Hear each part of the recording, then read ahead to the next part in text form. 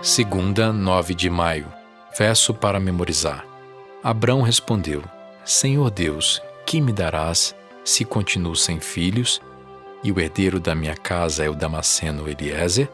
Gênesis 15, 2. Dúvidas de Abraão. Ouça Gênesis 16, 1 a 3. Ora, Sarai, mulher de Abrão, não lhe dava filhos, mas tinha uma serva egípcia, chamada Agar. Então Sarai disse a Abrão: Eis que o Senhor me impediu de dar à luz filhos. Tome, pois, a minha serva. Talvez assim eu possa ter filhos por meio dela. E Abrão concordou com o plano de Sarai. Então Sarai, mulher de Abrão, tomou Agar, sua serva egípcia, e a deu por mulher a Abrão, seu marido, depois que ele já estava morando durante 10 anos na terra de Canaã. Gálatas 4, 21 a 31. Digam-me vocês, os que querem estar sob a lei, será que vocês não ouvem o que a lei diz? Pois está escrito que Abraão teve 2 filhos, um da mulher escrava e outro da mulher livre. O filho da escrava nasceu segundo a carne, o filho da mulher livre nasceu mediante a promessa. Estas coisas são alegóricas, porque essas mulheres são 2 alianças. Uma se refere ao Monte Sinai, que gera para a escravidão. Esta é Agar. Ora, Agar é o Monte Sinai, na Arábia, e corresponde à Jerusalém atual, que está em escravidão com seus filhos. Mas a Jerusalém lá de cima é livre e ela é a nossa mãe. Porque está escrito: Alegre-se, ó estéril, você que não dá à luz. Exulte e grite, você que não sente dores de parto. Porque os filhos da mulher abandonada são mais numerosos do que os filhos da que tem marido. Mas vocês, irmãos, são filhos da promessa, como Isaque. Como, porém, no passado, aquele que nasceu segundo a carne perseguia o que nasceu segundo o Espírito, assim também acontece agora.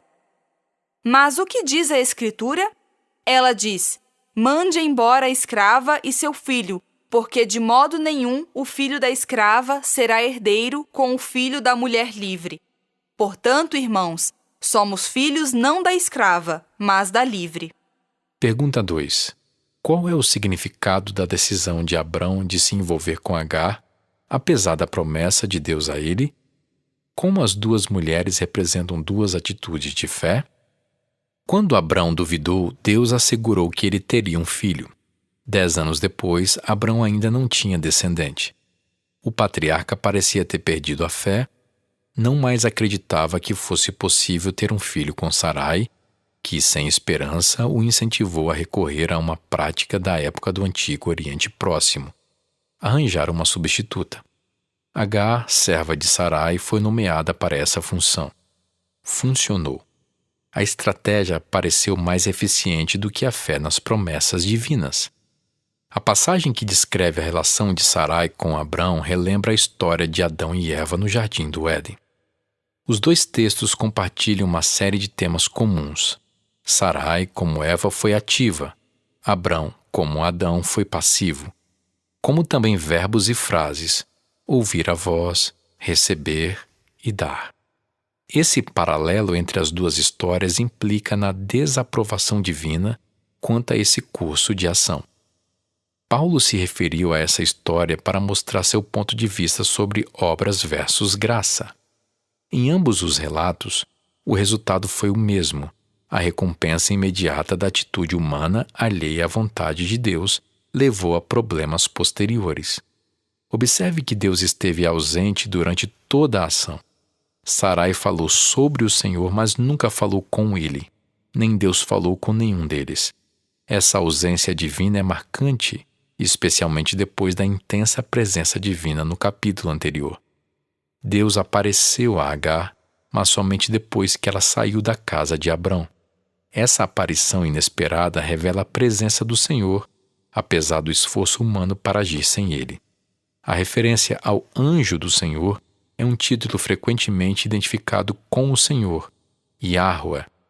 Dessa vez foi Deus quem tomou a iniciativa e anunciou a Agar que ela daria à luz um filho, Ismael, cujo nome significava Deus ouve.